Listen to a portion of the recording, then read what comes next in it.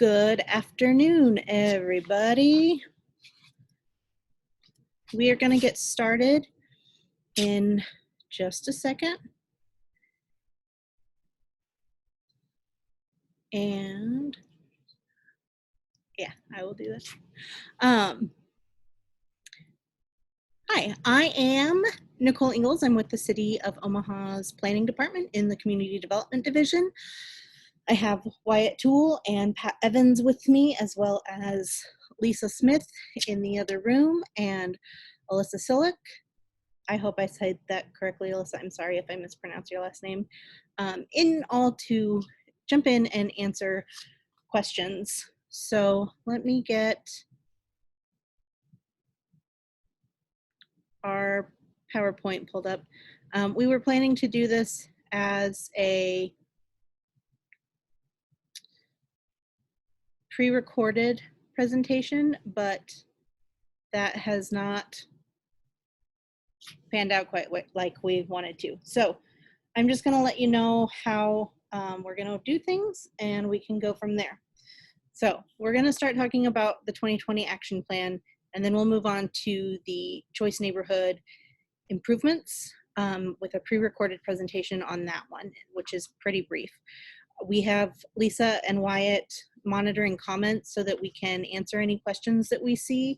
And we also are recording so that this can later go up on our website for review. We're also streaming through Facebook Live. So there are a couple of different ways to watch it and to chime in. So I am going to send this over to Lisa in just a minute and let her take it. Lisa, are you ready? Yes, I am. Thanks. And good afternoon, everyone. So as you can see on this first slide here, it has our website, planninghcd.cityofomaha.org. And we would like you to go to that website, and you can get copies of the presentation slides that you're going to see today. You'll also find a copy of the draft of our citizen participation plan and our action plan that we're going to be discussing today. I would especially like to bring your attention to the citizen participation plan because it explains our processes for creating and amending plans and for holding meetings and how we notify you about those things. It also includes some changes about how we're going to be conducting meetings during the pandemic and to deal with social distancing. And so if you would take some time to look over that draft for the citizen participation plan, as well as the action plan, we would appreciate your comments on both of those today. Thank you. And back to you, Nicole. Thank you, Lisa. Okay. One of the things that we have been balancing over the last year or two, or trying to learn how to balance, is how to educate you all who are new with the people who are old hats at the action plan and the consolidated plan. So today we're just going to do a quick rundown of what the action plan is and move forward from there. If you have any questions, just type it in the chat box and we will see it. So the action plan is the annual portion of the consolidated plan. Consolidated plan is a plan that we write up every 5 years to address the needs that we see in the community. We do that through an ever-improving public engagement process, as well as looking at data from HUD and local data that we find outside of HUD. And from that, we set some priority goals and needs, and that helps to guide us for the next 5 years as we go with our plan. So then the action plan is something that we write up every year. We do a little bit of a review in the plan of how we're moving along on our goals and needs, as well as the major part, which is laying out how we're going to use that year's allocation of funds. So we get Community Development Block Grant, which we will speak of as CDBG from here on out, Home Investment Partnership Funds, and Emergency Solution Grant Funds, ESG. Every year we take proposals for giving those funds out in the early part of the year before. So this year we opened that request for proposals in February, which is also when we had, in January, we had our grant application meeting where Pat Evans went over what was in the grant and how to apply for these funds. And then we closed that in, I'm sorry, that says June, but it should say April. It was closed in April of this year. The proposals, once we get them, are reviewed by a team of staff and ranked based on how they line up with the categories of points in the rubric in the application. So some of the things that we look at when we're ranking these plans are who you're serving, how you are meeting the needs and the goals of the plan. So when we submit the consolidated plan to HUD, we're telling them these are the needs and the goals that we are going to fund for the next 5 years. We can change them sometimes, but we've done this engagement part to try and make sure that you all agree with us on what we're seeing, or that you're pointing out things that we haven't seen to us. So we need for anything that we're giving funding to conform with the needs and the goals of the consolidated plan. Then we look at the location. So primarily we work in east of 72nd Street and in our neighborhood revitalization strategy areas, the NRSAs. And we have a map of that on our website. Just a second. So then the last thing mentioned here, but not the last thing in there, is the but-for need. We are not looking to fund things that are already standing alone. We do a lot of our funding based on what gap can we fill in, and that helps us to better leverage the funds that we have into a wider impact. So the last important thing to notice is that the consolidated and action plans do have to go from being graded and ranked by us to the mayor's office and city council to be approved before we can submit them to HUD. And that's always a very important step. If you have any questions there, just let me know and we will move on. Structure of the plan. Sorry, why it's trying to. Okay, the structure of the plan is to have a summary, then a section on the engagement that we've done, then the expected resources, and then project summaries of what we are planning to fund with this allocation set, and then an affordable housing assessment, which we aren't really going to discuss too much here, but it's in the plan on the website. And I have the plan in front of me. If you have any questions about anything, just let me know what specific page it's on so that we can refer to it, and one of us can hopefully answer your question, or we might have to get back to you. Okay, 1 second.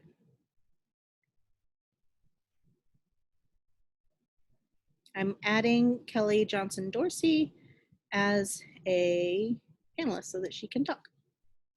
Okay, so our engagement for the action plan this year included doing 6 focus groups, which is more than we have done in the past, although we did do 6 the last time as well.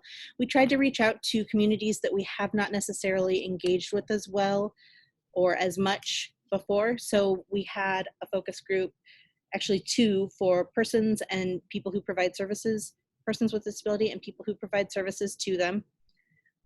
LGBTQIA persons, senior citizens, which was a really fun one for me because it was at the Intercultural Senior Center, and all of our panelists ended up being, our participants ended up being immigrants and refugees, and so we had 6 different languages being spoken in the room and translators for each language, and it was just a really cool time. We had our young professionals group, our Native American community group, and then one with landlords, developers, and real estate agents to see where we could make some space there. Then we had 2 public hearings so far.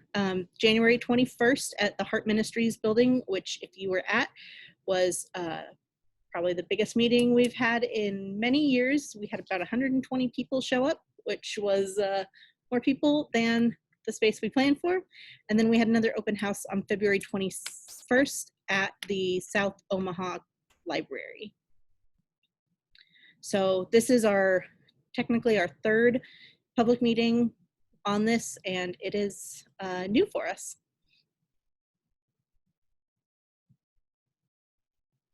Okay, so the expected resources for this year, we received 3 types of entitlement funds. Yes, we had a question. The presentation slides are all available on our website right now. So if you go there, planninghcd.cityofomaha.org, all of the slides are there. And then this video is being recorded, and we will post it to the website later so that you can all review it as you like. It's on the homepage under news and updates. So expected resources. This year, every year we receive CDBG, home, and ESG funds, which all have some different uses that they have eligible for them. In CDBG, we're getting about $4.7 million, which is a small increase from last year, which is always nice. Our home funds, we're getting about $2.3 million, which is also a smallish increase. And then for ESG, $403,000, $404,000, which is a small decrease from what we received in our 2019 allocation. So just for a refresher, these are the priority needs that we put forward in our consolidated plan. Every priority need has goals associated with it, which are going to be on the next slide. There are 7 of them, and if you want to review them and ask any questions, we are more than happy to come back to them, but I don't want to spend too much time on it since this is one of the things that we talk about pretty frequently. So here are the goals. There are 13 goals, I believe. And each of these goals supports needs. They may support more than one need. So the biggest part of this is our project summary. This is how we're spending our money for our 2020 allocation of funds. We have some new projects and some projects that we've never had before.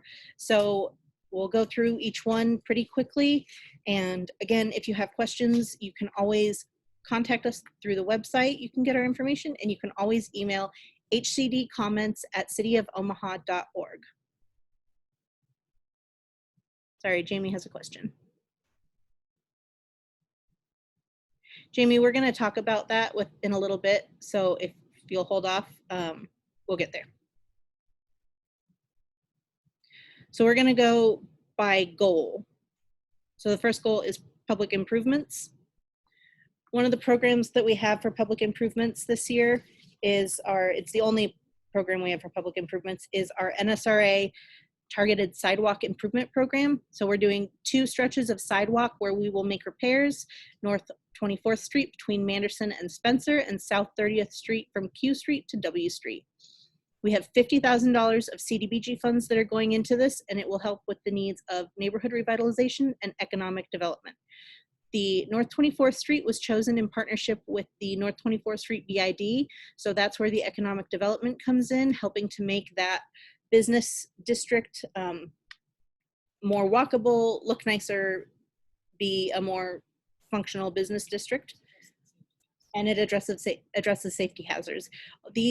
The sidewalk repairs focus on code violation, so things like fixing cracks in the sidewalk that typically are owner responsibilities.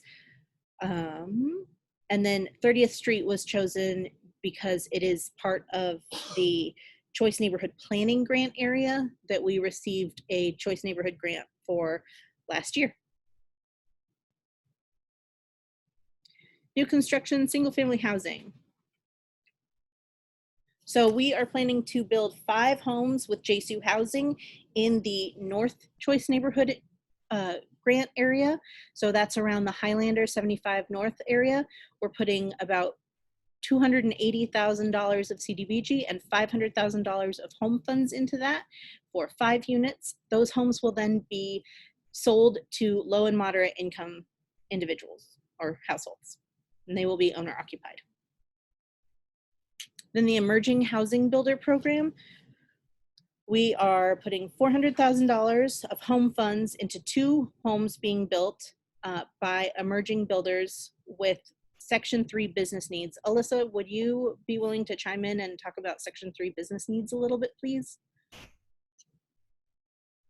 Yes, I can talk about that a little bit. I think with this program, the goal is to assist Section 3 builders.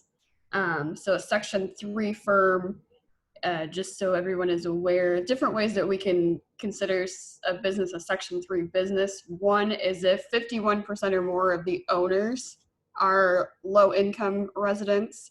Another way is if 30% of the business's employees are low-income residents. And yet another way is if a general contractor agrees to subcontract with 25% of the contract's award amount, Section 3 businesses or low-income businesses. So that's just kind of an overview on what Section 3 is. And again, the goal with this program would be to assist Section 3 builders specifically with getting started on housing construction.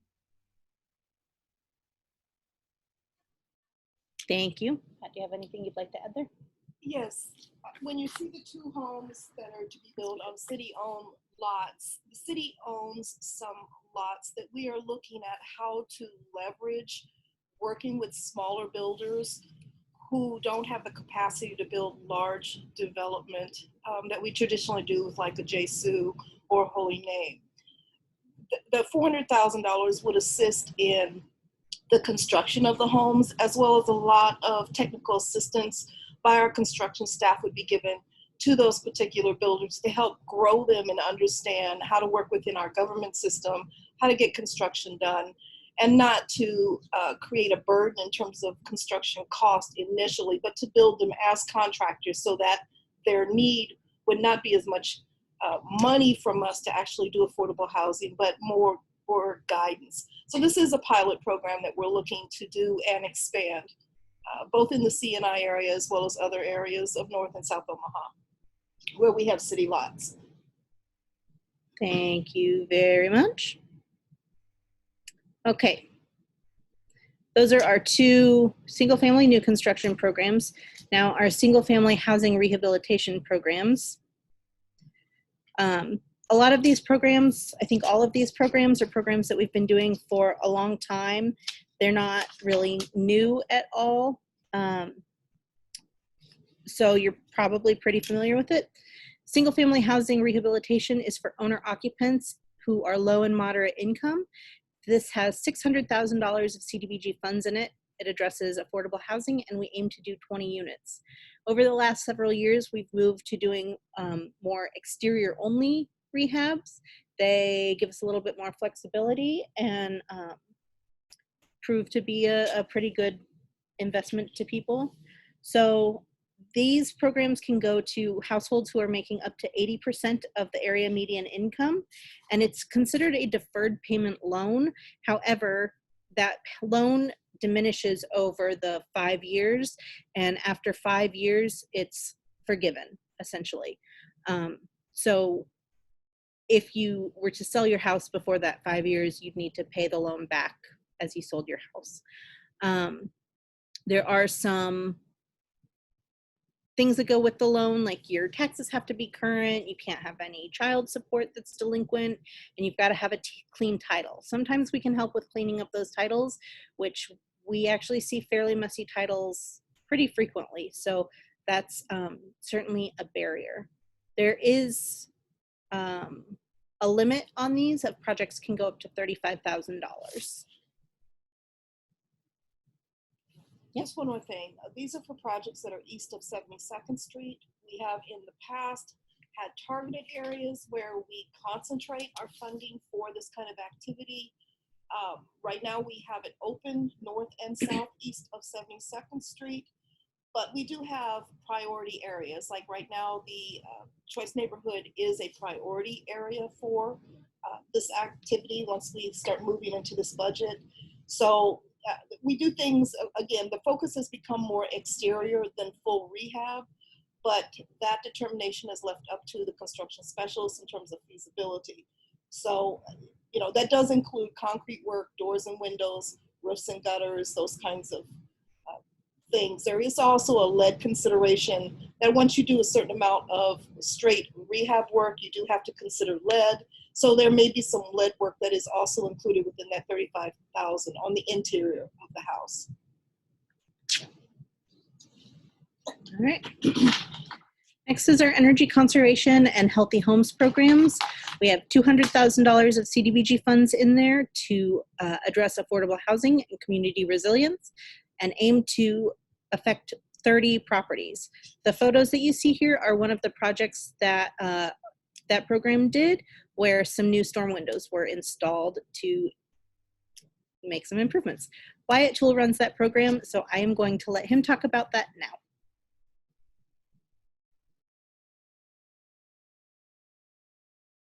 Okay. Well, my name is. Okay, sorry. Yeah, my name is Wyatt Toole. For the you skipped the slide. Okay. For the Energy Conservation Healthy Homes program, this program is for homeowners living east of 72nd Street that are low to moderate income, and we do minor energy and health and safety improvements to a home, up to $4,800 per home. So typical improvements that we do for this program are things like attic insulation, storm doors, storm windows. We can replace kitchen and bathroom flooring if it's in bad shape. Do things like handrails, minor wall repair, minor painting, and just basically kind of minor repair work. We can, this program it's been very successful here. So that's the plan for this particular program. Let's see what else we got. Oh, actually, sorry, one more thing. We can also do minor accessibility work for this particular program, things like handrails, grab bars, and making replacing toilets to be higher, making them ADA height toilets as well. I'm just gonna go straight into barrier. Okay. Okay, also, so this next program is called the Barrier Removal Program. So this program is to make homes accessible for people with disabilities. Right now, we are looking for community partners to try and assist with this program, right? But we are doing some here at the city currently. So we are probably going to be focusing on making entrances accessible, so getting in and out of the home more accessible, and then maybe travel inside a home a little better through things like a stair lift as well. Entrance modifications typically would be ramps or platform lifts.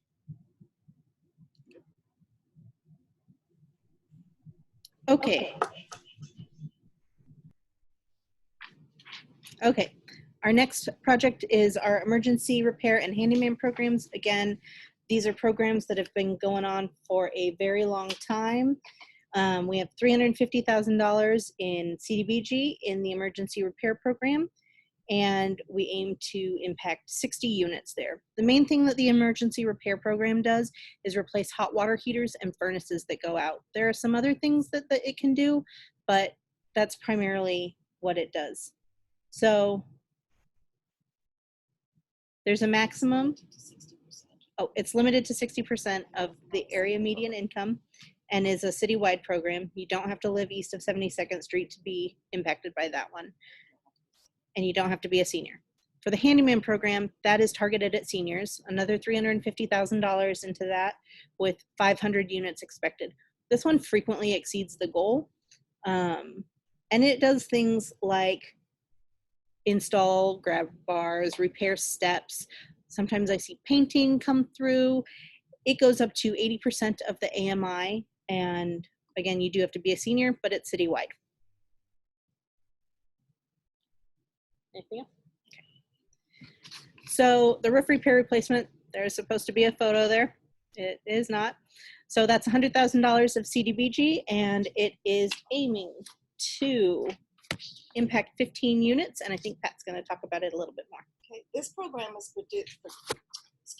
has been done predominantly by Project Houseworks for a couple years now.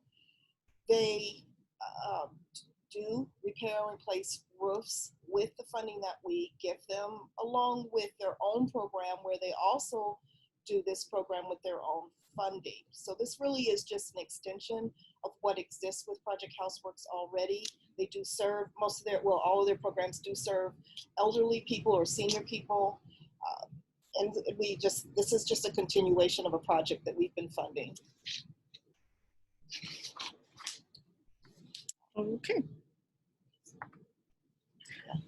So the next is our rental rehabilitation program. It's $400 of home funds to address affordable housing at 15 units. So this is a program that landlords can apply for to rehab housing up to $67,000 per home, depending on the number of rooms in it. And they have to provide matching funds to that.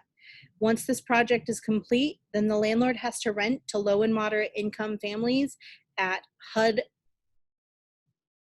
rent limits for a period of time, depending on how much money went into the project. So it's something that keeps housing stock affordable and hopefully, keeps it up. This program is available east of 72nd Street, and like Nicole said, it is a match program. The landlords or the rental property owners do match the funds for the rental rehab side of it. We do provide lead and radon assistance as well per unit. We are talking about single family assistance, and single family is defined as up to 4 units. So it can be a 4-unit complex or a duplex or a townhouse or a single family home. When we're talking about more than 4 units, then that you're going into multifamily, and currently that's not what this program addressed. So the actual rehab money is based upon the number of bedrooms in the home. 3-bedroom is, for instance, $12,500 for the rehab side of it. We've got $12,500 for the lead and an additional $1,000 for the radon. So when you're talking about $67,000 per home, it's kind of looking at what the combination of bedrooms would be, or what that fourplex could also look like in terms of funding. The work is done and paid for through the match funds first, and then the city funds come in to complete the project.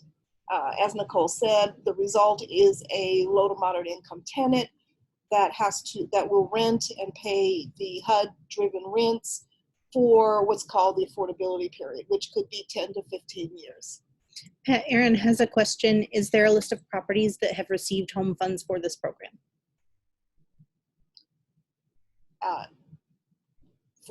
Yes, I mean, we have a database where we maintain those properties and those landlords, if that's what you're asking. We do have a database with those addresses that we could pull. Is it public? Is it public? Yes, I believe the addresses would be public. If you want that kind of request, you have to go through the city clerk and ask for the information that you're asking for. It comes under the Public Information Act. And so, if you want that kind of information, you would formally request it, and then we could then give it to you. And they tell us what we have to redact on it in terms of names or anything like that may not be public. But addresses are just addresses. Thank you, Aaron. All right. Anything else on this one before we move forward? Okay. Next is our Urban Homestead program. So this is a program that will go through Project Houseworks. Project Houseworks will acquire and rehabilitate 3 units and then resale them on the market to households up to 80% AMI for owner occupancy. These homes are currently vacant. They are buying them on the open market.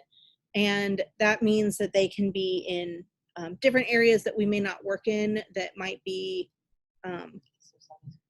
what? East of 72nd. They have to be east of 72nd Street? Okay, so. This is a continuing program. The city has done an urban homestead program for many years now, where we actually acquire property, rehab it, and resell it to a low to moderate income person. Project Houseworks has done it here in the past year, and they will go forth doing urban homestead as well. It's an effort to put what is termed as middle housing available for those people that do not have the funds or the ability to purchase new construction. This is an alternative.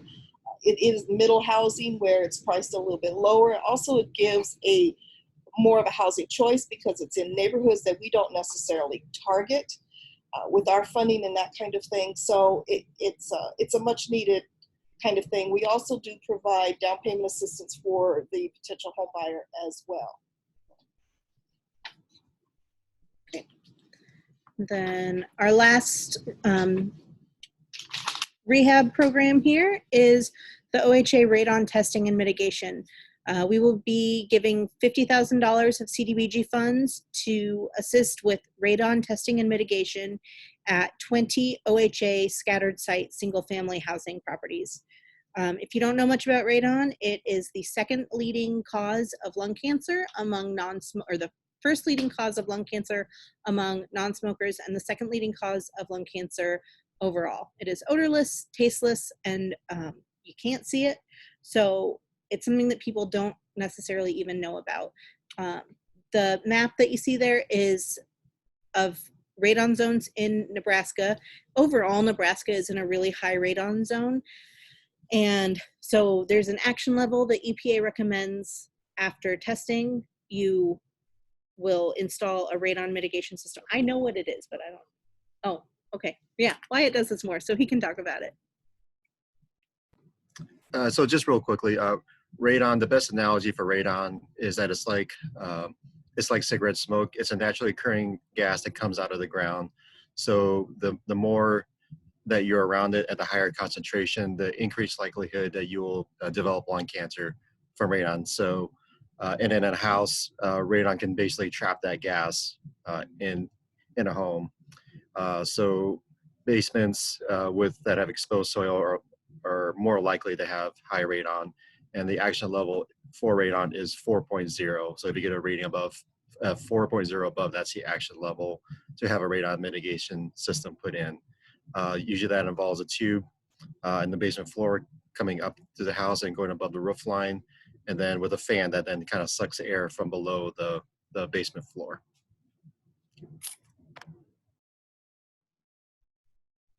Thanks, Wyatt. So that is the last of our single family rehab programs. And now we'll go on to new construction of multifamily, but don't get too excited because this one's in Council Bluffs. So we will be giving Council Bluffs $90,682 of home funds. We do this because we're in a consortia with Council Bluffs, so we have an agreement with them to share a portion of our home funds. They don't receive home funds as an entitlement community as we do. So that is something that we've had a longstanding agreement with them to do. While this building will support 84 units, and that 90,000 will assist in the construction of 5 to 6 units. So then those 5 to 6 units will have to be with HUD, they'll have to be rented out to low and moderate income families at HUD established rent levels.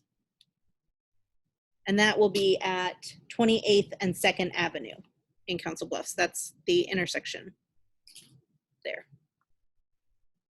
Multifamily rehabilitation, we have one project here as well, which is the LARIMORE building at 3483 LARIMORE Avenue. The Omaha Economic Development Corporation will be rehabbing this building with $500,000 of home and $500,000 of CDBG to produce 49 units for low and moderate income seniors. This building used to be the Nova Therapeutic Community. It was residential then, it's going to be residential now, and provide a whole lot of, well, a good number of units for seniors. Oh, it will be constructed next year in 2021. So that won't be happening quite this year, but it will use this year's funds. Housing placements. Housing placements is one of my favorite things. So tenant-based rental assistance is a program through OHA. They distribute the funds to people who they receive referrals from a variety of community or the continuum of care programs. So people who are graduating out of a transitional housing program can go into a tenant-based rental assistance program. So this would be an off-site house that is scattered site, home or apartment, and also people who are disabled can get this if they're referred from those COC programs. So HUD distributes the funds. It's good for 2 years, and after those 2 years are up, those individuals are prioritized for a Section 8 housing choice voucher. So 40 people will be assisted with these funds. Second is the rapid rehousing programs. This is an ESG program, and we fund 2 different agencies to do rapid rehousing. Heartland Family Service and Together Inc. both do these programs. So this is a program where the participants are referred, again, from the COC off of the by name list. And the by name list categorizes people and prioritizes them based on the chronicity of their homelessness. So how long have they been homeless? This should assist 40 people, 20 from each agency, and we're just splitting these funds down the middle this year.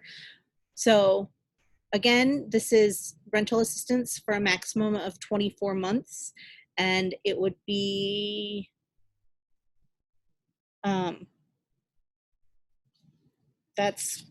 sorry, I had a glitch in my thought process there. So 24 months, and then people are supposed to be working towards independence during that time, further independence. So job training and preparation. We have a couple of programs here. Some of them are new, and Pat is going to help me talk about these. So the Step Up program we've been funding for a long time, since 2012. That seems like a long time. And Pat, do you want to talk about that? Well, Step Up program is the largest youth employment, youth training program in Nebraska. We have been funding that program since 2012, and it has grown by leaps and bounds. We are continuing to fund it. The anticipated young people that we pay for, that the CDBG pays for, the age group 16 to 21. However, Step Up does service 14 to 21. The age 16 to 21 are either in internship positions or are actively and gainfully employed with the hopes of permanent employment, as they are more in the 19 to 21-year-old age group. We fund wages, and we fund salaries of the coaches who work with young people, which are called interns, throughout the summer. The city also, out of their budget, also funds Step Up for the summer program, as well as a year-round program to continue the job training and the career pathing that the young people go through during the time that they are in school. So for this, we're looking to fund them at $400,000, and we're looking to have them service 325 plus young people in the age group that CDBG funds are eligible to fund, and that's 16 to 21 years old. Okay. So the number in the action plan, I think, is 350, but that is going to be revised down to 325. So just if you look at the numbers and see a difference, that is a change that's going to be made. So the Workforce Education and Innovation Initiative is going to be job training presented by the center, the Latino Center for the Midlands, with $100,000 of CDBG funds to assist 35 people. Anything you'd like to add? this was a pilot program, to my understanding, last year for them, or the last 2 years for them. This is the first time that we as a city would be funding them. Their focus is on moving young people toward the trades, providing, again, job training and job placement, trying to get more young people in refugee groups, other minority groups, and that kind of thing involved and focused. It also is a bilingual program, so it will address some of those barriers and those needs that that young people are facing in the workforce. And then finally, for our job training and placements is the Catholic Charities Microenterprise Program. So this is going to receive $60,000 of CDBG funds and assist 90 people. This program will provide training such as financial literacy, technical assistance, and computer training so that they can help people prepare for self-employment and entrepreneurship. And then there will also be microloans involved in that to help people get going. Anything else you want to add? This is a long-standing program that we did fund in the past for a micro-enterprise program that was very successful. They stopped with us for a couple years, and we did fund another agency to do a micro lending program. But again, they submitted an application, and they are now going to be funded once again for a micro-enterprise program. They're well established. They've had a lot of success with this program. So we look forward to moving forth with this project. Oh, one more in this. Okay. This has some changes to it. The North End Teleservices, so the CDBG there is not correct anymore. They still will receive CDBG funds, but not the $1.7 million. There was formerly and is still in the action plan that's available on the website that they are receiving or taking out a Section 108 loan from the city for the purchase of a building and expansion. However, that is unlikely to happen now.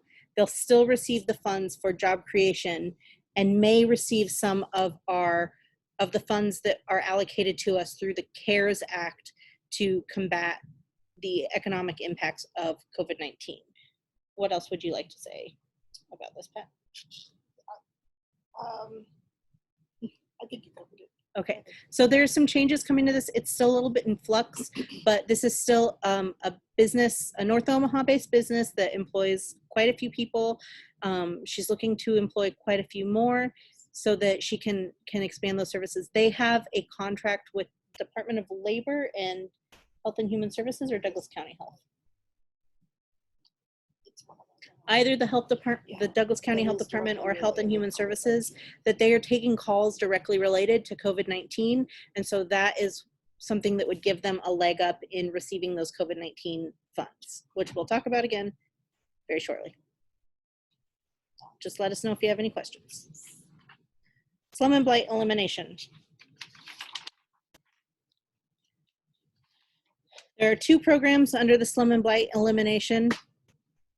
So $400,000 for demolition of homes on the City of Omaha's demolition list as determined by code enforcement. This is one of the structures that we either have or will be demolishing this year. It is at 1626 Wirt Street. That photo is from a couple of years ago, so the building has further deteriorated since that time, which is very sad to me because I'm sure that was once a really beautiful home. So 26 homes or buildings are on the list this year to be demolished with CDBG funds. The city also has another list that they demolished with city general funds, but these all at least go through the historic review and environmental review process. The other is the code enforcement person. So that's $100,000 of CDBG to pay for one code enforcement person who is working in the NRSAs. And again, that building number might not be the correct number of buildings to target. I apologize for that. Pat, do you have anything you'd like to say? No, other than this particular person is more concentrated. They're looking at commercial and residential buildings that pose potential safety and health issues in the community. So he's really more eyes on. He reports back because he is funded through CDBG funds. It really is an effort to be more attentive, to be more available. He spends more time talking with the residents and with business owners and that kind of thing, in order to make sure that we are looking at safety and potential health hazards, people in empty buildings that ultimately may cause arson or theft or vandalism and that kind of thing that really adds a deterioration to the community. So that's why we have this person. He really is very much focused in specific areas to be kind of the eyes and the help to residents so that they feel that we are being attentive to the needs of the community to keep it stable, not to allow deteriorated and unhealthy or unsafe property to remain in that neighborhood. So this is not the rental inspection program person. That is a different route. So Homeless Services is next. So Yes is receiving funds from us for the first time, $50,000 of CDBG funds for reaching out to youth and providing street-based services such as crisis intervention, problem resolution, referrals to housing, and job preparation. And that will impact youth 12 to 21 years of age. Mary, I see that you are on here. I am super excited to have you as one of our grantees.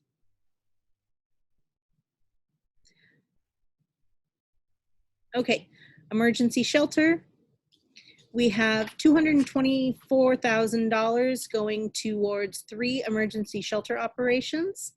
So we have Sienna Francis, who will serve approximately 2,800 people in a year with their $168,000.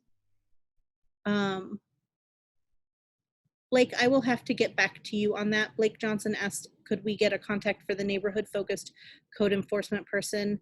Will you send an email to me at Nicole, NICOLE.Ingalls@cityofomaha.org. I'll put that down in the chat box in a bit, and I can route that to the correct person to help you with that. Oh, Wyatt's going to put it in the chat for me. So Sienna Francis House, and then we also fund the Stevens Center with $45,000 of ESG. This is all ESG, who will serve approximately 700 people. These are not just the people, the number of people who are served. The way that HUD asks us to report ESG numbers is with the total number of people served. We fund operations, so things like getting the trash taken out and paying for insurance and running the phone lines. And then it's a very small part of our emergency shelter operations budgets. Our emergency shelters provided over 130,000 bed nights of care last year. They serve an enormous number of people. They're really strained right now, so I'm just gonna put a plug in that if you can help them out in any way. COVID is a really hard time to be a person experiencing homelessness, and also a hard time for our people serving them. Finally, we have Catholic Charities. Their domestic violence shelter receives $11,500 from us, and they serve about 100 people a year. I think that was 100 adults per year. Thank you, Lisa. Blake, Lisa just put the code enforcement inspector in the chat box, his contact information. So those are our emergency shelter operations that we fund with ESG. Any other homeless service providers or shelters do not receive this ESG funding. They may receive other HUD funding, but not from this pot. And then there's the Homeless Management Information System, which we fund for $13,000 to the Institute for Community Alliance.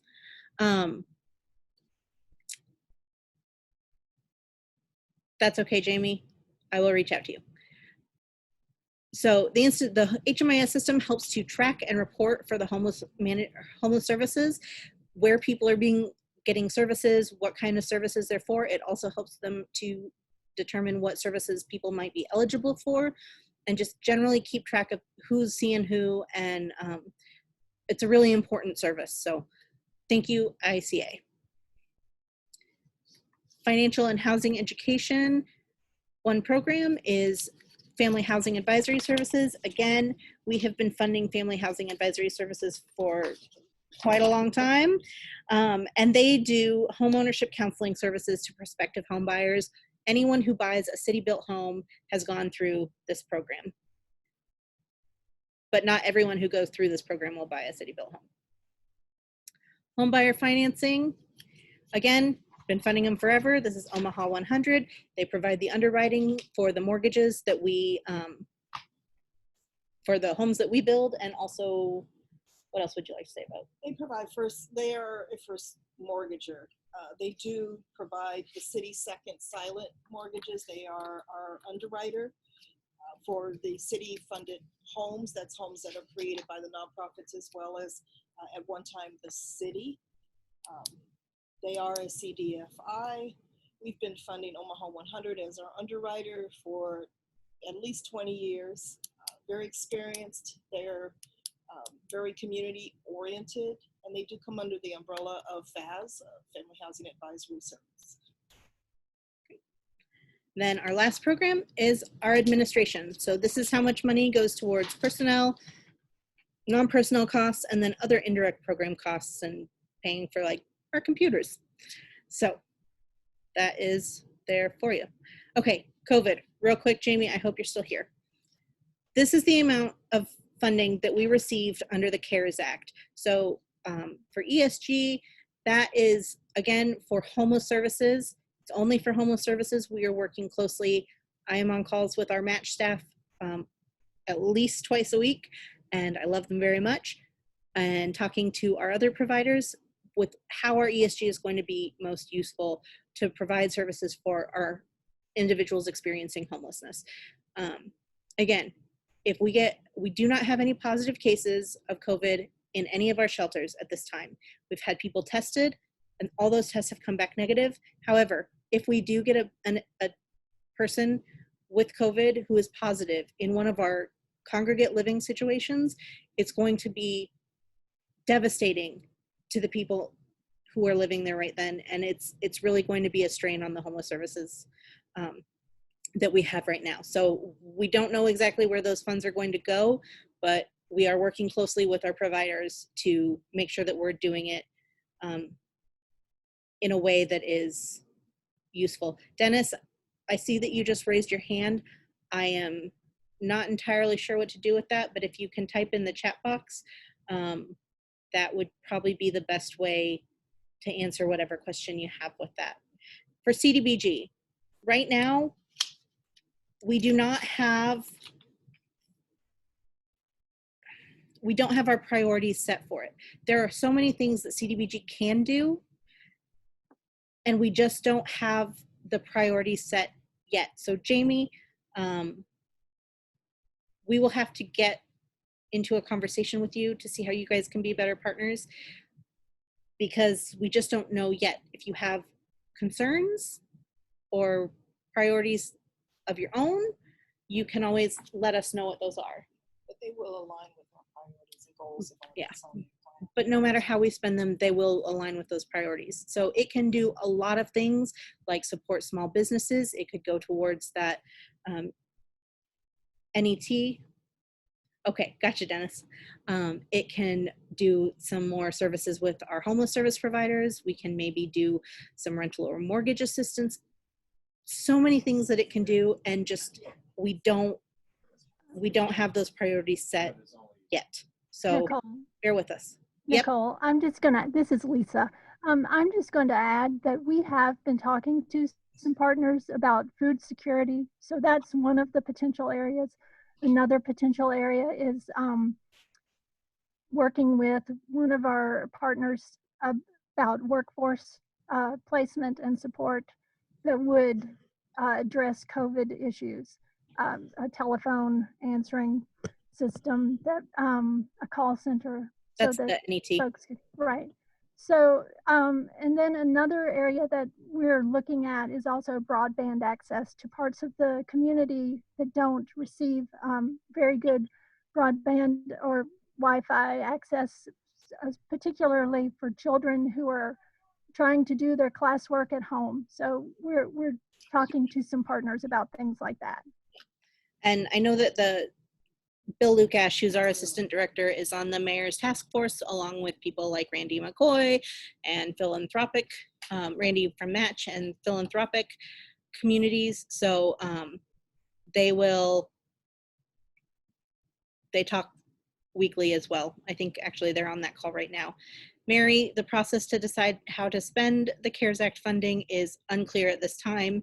The CARES Act funding does have a sped up public comment period, Erin. The ESG actually doesn't have a public comment period. The only thing that we have to do with ESG is tell people what we're doing on our website. So depending on the speed with which we need to deploy those ESG funds, that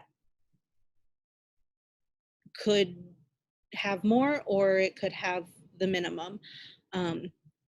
We will keep you updated. I think you're all on my mailing list. If you're not, you can always email me, or you can email hcdcomments@cityofomaha.org, and that is where you'll find you can get on our mailing list. Jamie says that Spark is building a loan fund to help provide gap financing for real estate development. Depending on how COVID impacts housing and development, could we apply for a CDBG investment into the fund to support community needs? That is entirely possible. I just don't know. We just don't know yet. So bear with us, and you know where to find us. Teresa Hunter says FAS and Omaha 100 are available to disperse rent and mortgage assistance as needed and available. Thank you very much, Teresa. We do know that Donna Polk from Urban Indian Health Coalition says, will you let us know if funds are available to support tech needs of students? Maybe, we're just not sure. Again, it's all those priorities. If that is a priority to you, which it sounds like it is, we can certainly keep that in mind as we're considering how to spend it. I mean, $2.8 million sounds like a lot, but it goes so fast. We know that we would really like to support agencies who are already doing the work to support our fellow citizens, because we don't necessarily have the staff and the capacity to start new programs up ourselves. So bear with us and we'll keep you up to date. Any more questions on the COVID funding or the minimal answers that I do have? All right.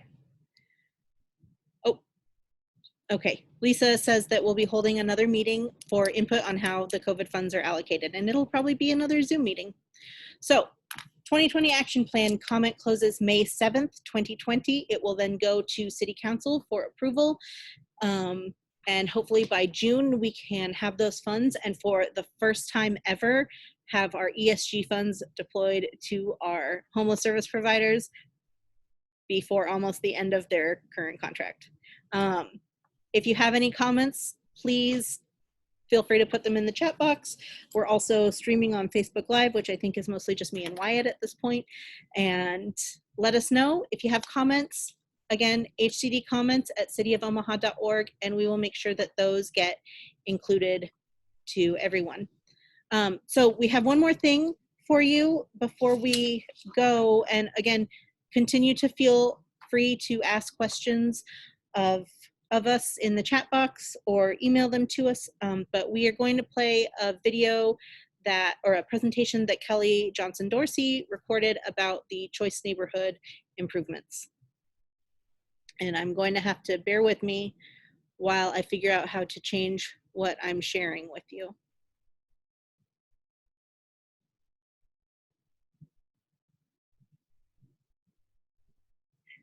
Good afternoon. My name is Kelly Johnston Dorsey, and I work with the Choice Neighborhoods program for the City of Omaha. I work with the Omaha Housing Authority, 75 North Revitalization Corporation, Bridgeport Development, and CVR. That didn't go as planned.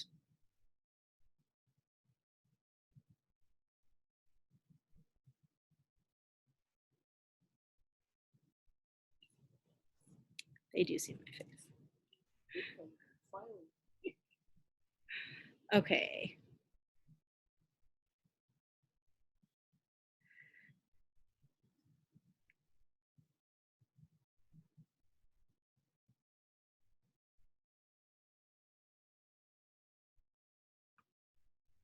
Why isn't it playing?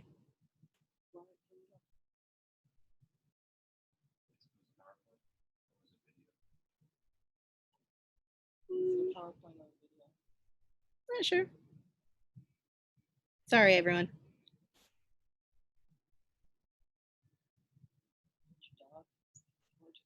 Yes, that's my Lucy. She's my favorite creature in the world, except maybe for her brother Mozart.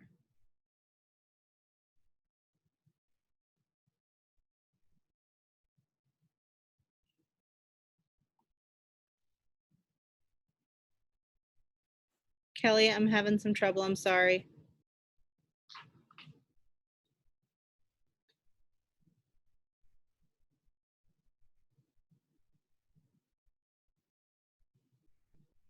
Nope.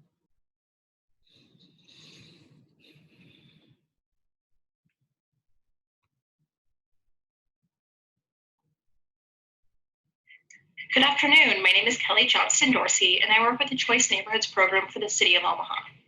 I work with the Omaha Housing Authority, 75 North Revitalization Corporation, Bridgeport Development, and CVR to implement comprehensive change for the North 30th Street transformation area.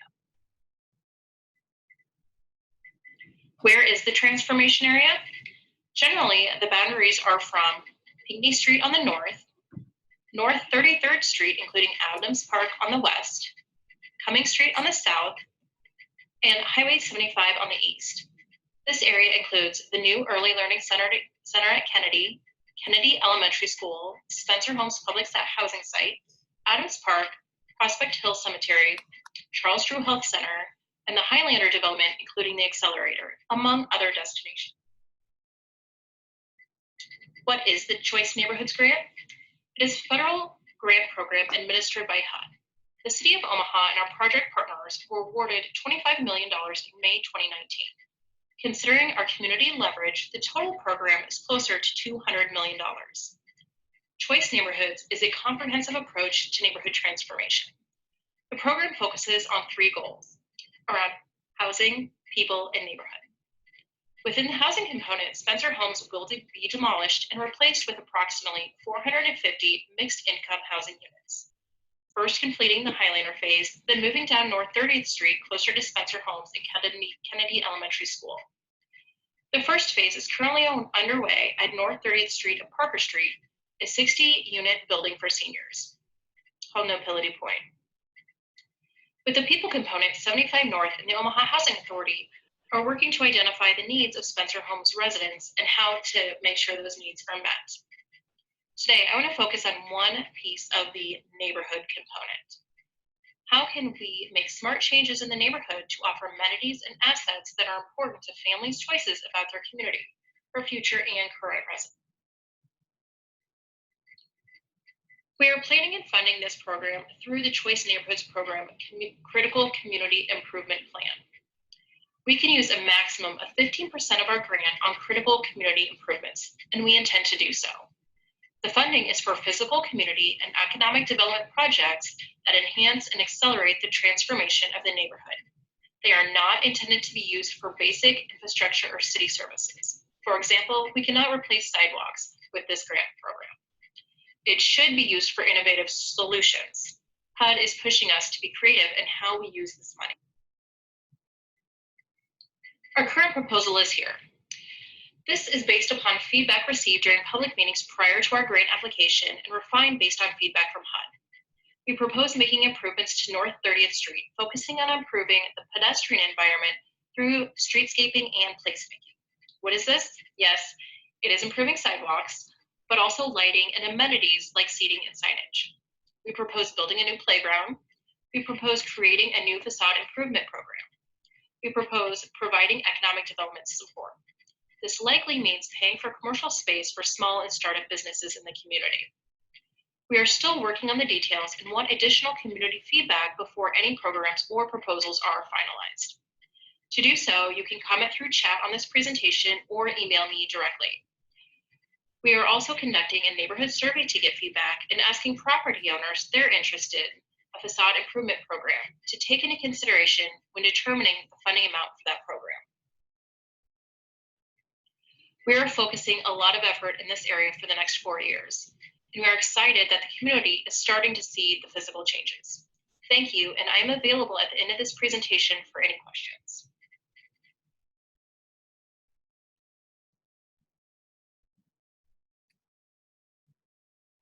Okay.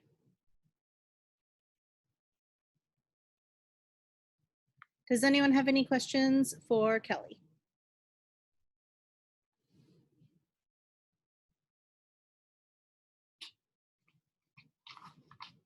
No? Okay, so just remember that you can go to our website and find all of the slides for this presentation. We'll get Kelly's presentation up there as well. This video will be up there soon, and we are working on getting it translated into Spanish as well. So that should be up hopefully next week. Again, if you have any questions at all, please just let us know. You can either reach out to me or to Pat or Wyatt or Lisa or Kelly or Alyssa or hcdcomments@cityofomaha.org, and we will get back to you as quickly as we can. Erin, I know that, or our Facebook page. Erin, I know I still owe you an answer, and I have not forgotten. So with that, if no one else has anything, I will end this meeting and hope you all have a really nice day now that almost all of yesterday's snow is gone, and hopefully, yeah, hopefully we have a really nice weekend outside, socially distant. All right, stay safe, everyone. Bye.